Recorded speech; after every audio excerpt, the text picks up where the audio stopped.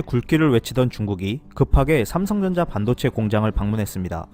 14일 중국 정부 네트워크에 따르면 중국 2인자인 리커창 총리가 시안에 있는 삼성 반도체 공장을 방문했다고 합니다.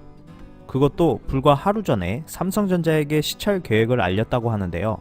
삼성 반도체 공장을 방문한 리커창 총리는 중국 대외 개방의 문은 열면 열수록 커진다고 말하며 세계 진출을 향한 개방 의지를 알렸습니다.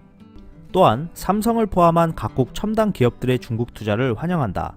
중국은 지적 재산권을 엄격히 보호할 것이며 중국에서 활동하는 모든 국내외 기업들을 같은 선상에서 대우할 것임을 약속한다.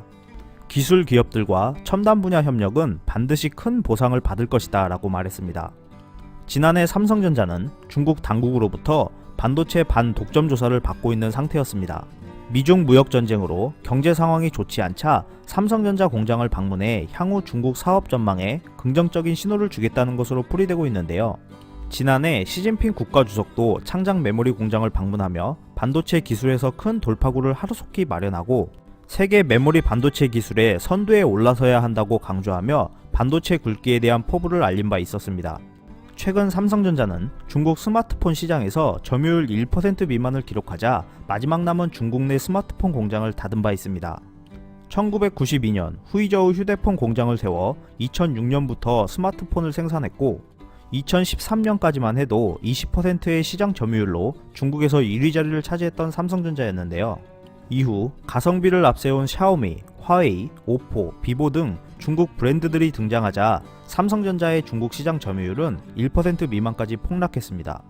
시장 조사업체 스트래티지 애널리스틱에 따르면 중국 스마트폰 시장에서 올해 2분기 삼성전자 점유율은 0.7%에 불과했습니다.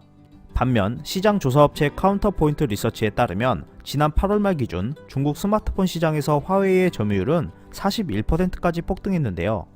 이를 두고 중국이 삼성폰을 모방하고 화웨이의 점유율을 몰아주게 하는 것이 너무 노골적으로 드러낸 것 아니냐는 의견들이 나오고 있습니다.